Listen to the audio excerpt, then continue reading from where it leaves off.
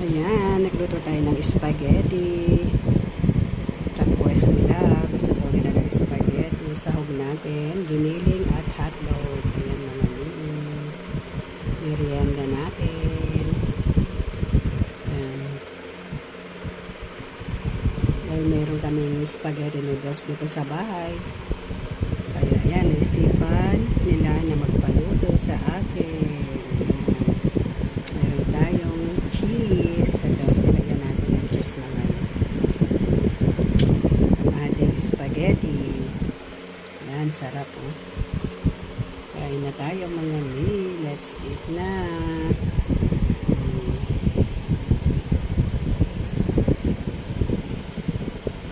Ayan po, kain po tayong spaghetti. Spaghetti, ayan.